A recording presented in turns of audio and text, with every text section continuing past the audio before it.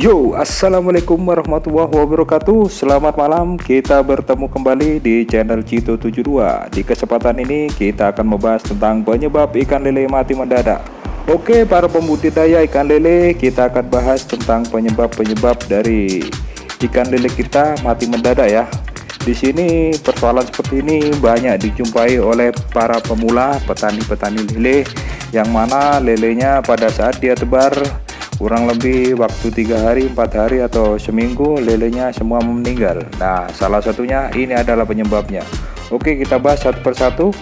Yang pertama, banyak terdapat amoniak jamur, parasit dan bakteri di dalam kolam.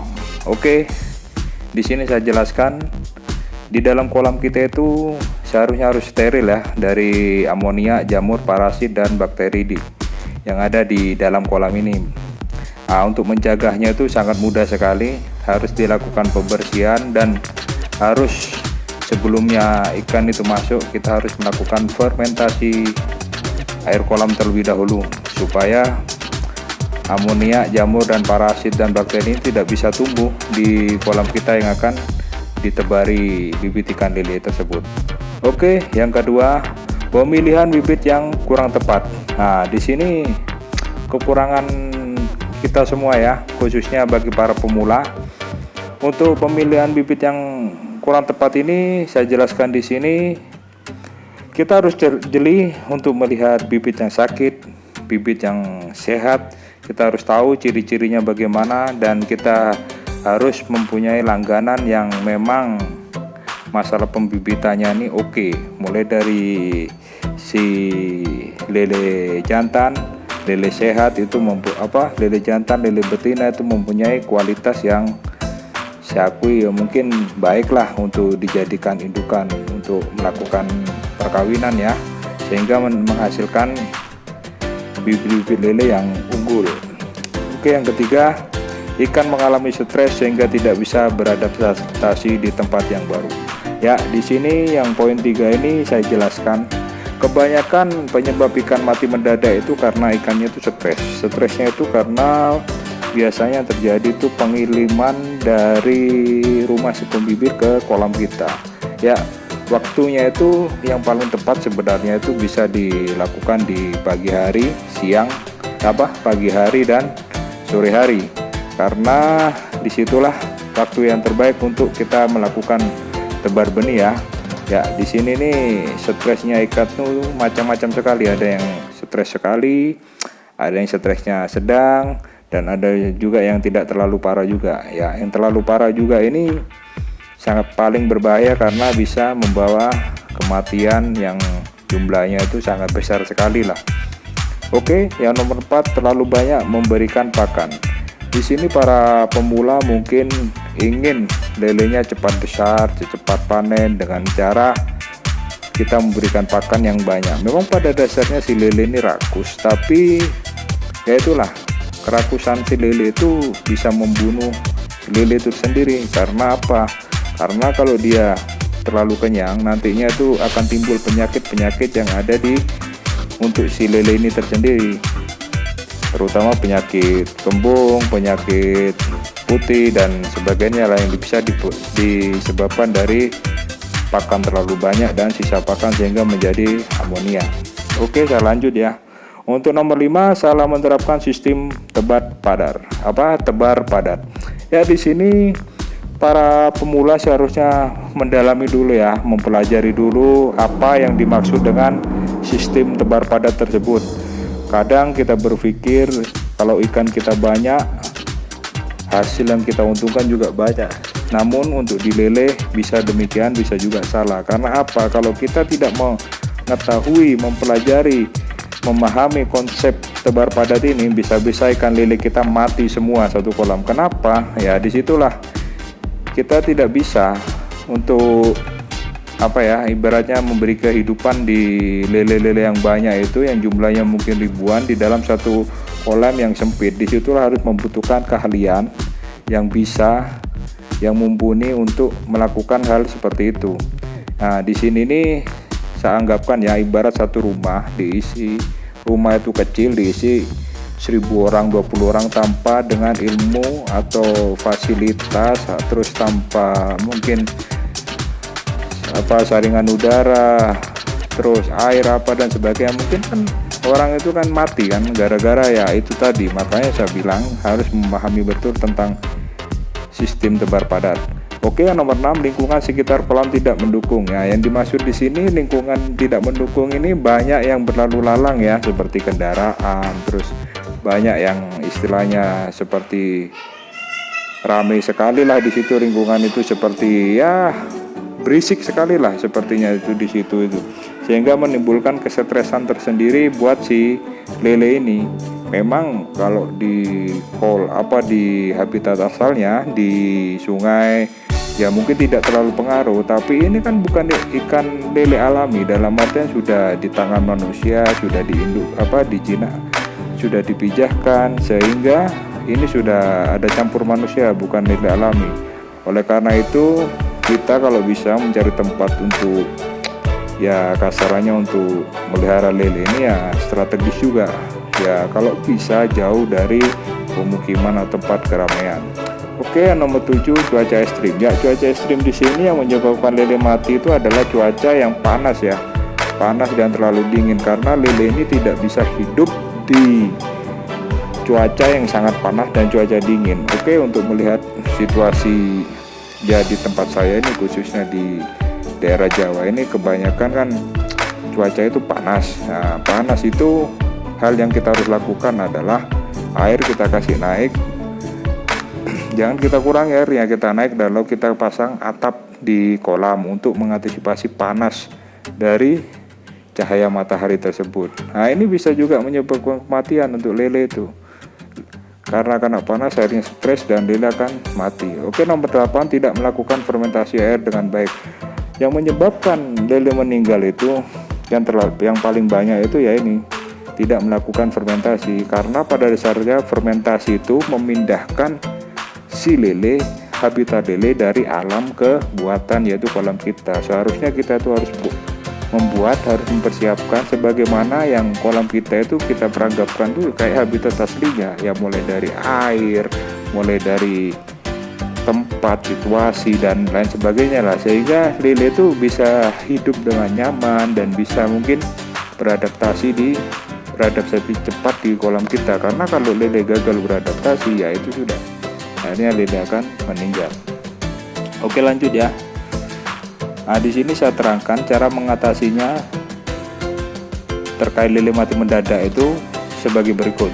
Oke, yang pertama, pilihlah atau memilih bibit ikan yang baik dan sehat. Nah, di sini kalian para pemula atau para pembudidaya yang akan mulai terjun di bisnis lele ini harus mengerti, harus bisa memilih, harus mencari tempat yang sudah ibaratnya recommended lah dari peternak-peternak yang lain tentang pembibitan ini, karena bibit ini sangat menentukan tentang kesuksesan kita dalam budidayakan lele ini. Ini yang pertama, bibit ini harus cari yang kualitas bagus ya. Oke, yang nomor 2, melakukan fermentasi air sebelum bibit ikan masuk. Ya, yang tadi yang jelaskan, kita harus melakukan fermentasi terlebih dahulu, mulai dari kasih garam hari pertama, terus yang hari kedua atau hari ketiga dikasih probiotik dan seterusnya, supaya apa, kolam itu bisa di 14 hari ke depan setelah kita lakukan fermentasi ini, kolam itu bisa menjadi tempat hidup yang layak untuk si lele. Karena kalau itu tidak dibikin atau tidak dibuat secara fermentasi, akhirnya apa, lele akan stres dan cepat mati. Oke, yang ketiga, memuasakan ikan untuk menghilangkan stres. Nah, apabila terjadi stres pada ikan, terutama pada saat pengiriman dari rumah pembibit ke kolam kita, usahakan 1 hari ikan setelah masuk ke dalam kolam, usahakan kita puasakan 1 atau 2 hari. Nah, di situ ikan tidak akan meninggal. Kenapa? Di situ sudah ada, pada saat kita melakukan fermentasi, di situ ada jentik-jentik nyamuk yang menjadi makanan awal bagi si bibit ikan tersebut. Biarkan dia melakukan istilahnya bersosialisasi dulu dengan kawan-kawan, atau mungkin dia mempelajari habitatnya dulu. Jangan kasih makan dulu. Kenapa? Pada saat pengiriman itu lele akan stres. Tidak menutup kemungkinan hari pertama dia akan selamat, mungkin hari kedua ada yang meninggal 1 atau 2 karena proses pengiriman itu tadi. Ingat ya, nomor 3 ini ada yang fatal, puasakan terlebih dahulu. Kalau bisa puasakan, setelah itu besok atau 1 hari atau 2 hari baru kita kasih makan sedikit-sedikit ya. Yang 4, memberikan pakan sesuai takaran. Ya, di sini nih saya harapkan ini para pembudidaya ikan lele, terutama pemula yang akan terjun di dunia lele ini, kalian harus mempunyai takaran tentang berapa sih takaran pakan lele untuk setiap 1000-nya, 2000-nya. Kalian harus tahu dan pahami, harus mencari, belajar, karena di sini sangat fatal apabila kita asal-asalan saja memberikan pakan terhadap lele. Kita tidak tahu jumlahnya, kita asal pakan, kita kasih pakan terhadap lele. Ini yang paling bahaya di sini. Apabila lele kekenyangan, yang pertama lele akan mati, kembung terutama ya. Terus yang kedua, apabila lele itu sudah kenyang dan tidak memakan pakan yang sudah dikasih yang berlebihan tadi, otomatis sisa pakan itu akan tenggelam dan akan menjadi amonia.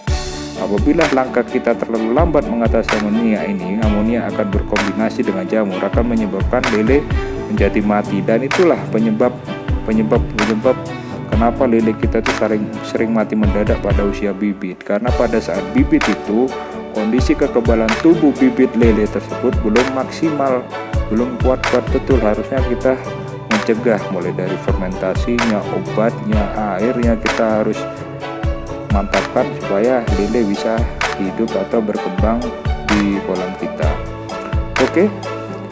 Yang kelima, memberikan probiotik dan vitamin di kolam dan di pakan.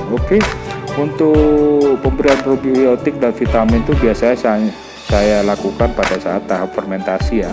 Pada berfermentasi saya biarkan sampai 14 hari.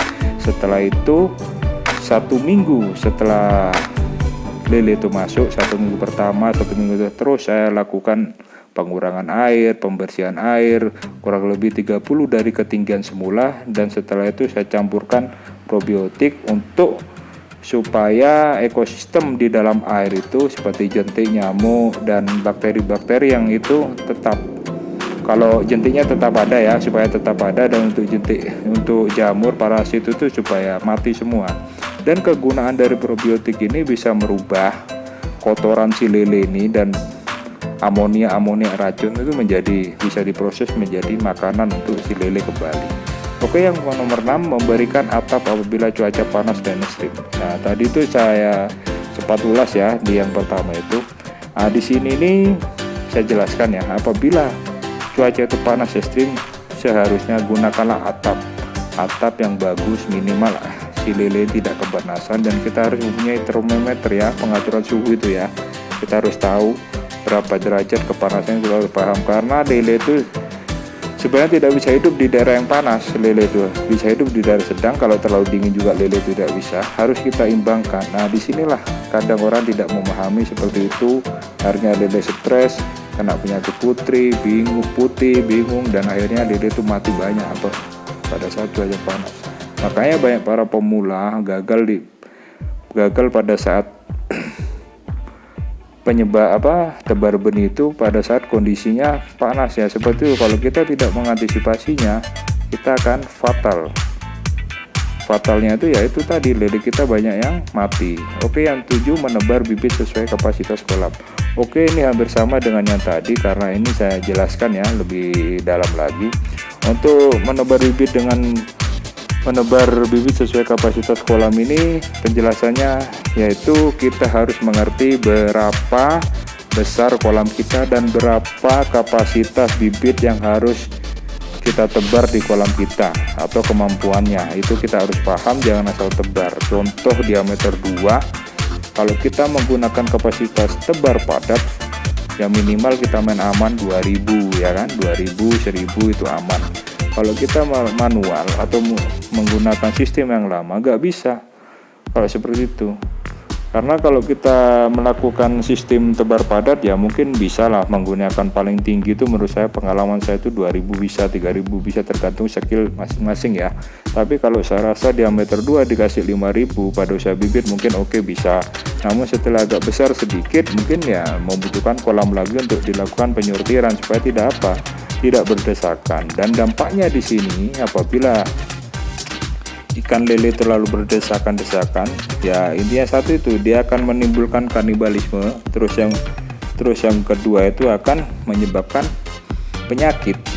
Nah, penyakitnya itu apa ya, stres itu tadi. Pokok intinya penyakit lele yang paling dominan itu adalah stres, putih, cacar itu kayak cacar, dan apa tadi itu yang saya bilang, kembung. Kalau yang sisanya tingkat-tingkat tinggi penyakit lele itu jarang, biasanya tergantung suhu, terus habitat air lah. Intinya kondisi air itu kotornya itu paling parah itu bagaimana, itu aja.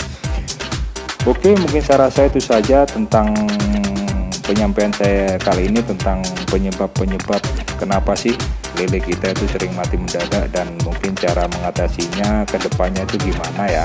Rata-rata kalau namanya penyakit itu semua sama. Penyakit lele itu apabila kita melakukan proses pengobatan, tidak semuanya lele itu akan sembuh. Contoh, kalau lele kita itu kena penyakit cacar ya, kena penyakit cacar itu kita tebar 1000 itu kena, minimal kita pisah itu mungkin yang bisa kita selamatkan itu sekitar setengahnya, bahkan seperempatnya bisa gak ada. Karena apa? Kalau penyakit cacar jamur itu cepat menyebarnya.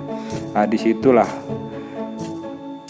letak kesalahan para pemula di situ. Karena apa? Mungkin kesalahan terletak pada kualitas bibit, yang kedua kualitas fermentasinya, dan yang ketiga penanganan pada saat lele itu sakit terkena penyakit tersebut. Oke, mungkin itu saja yang bisa saya sampaikan. Jangan lupa like, comment, share, subscribe ya, serta bunyikan lonceng untuk mendapatkan video-video saya terbaru, notifikasinya, supaya kita mendapatkan notifikasi dari video saya yang terbaru ya.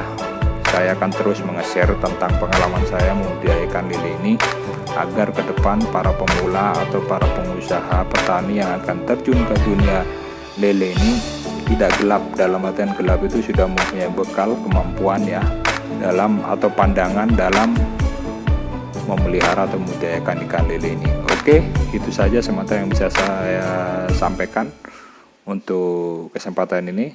Selamat malam, selamat berwirausaha dan berbudidayakan lele.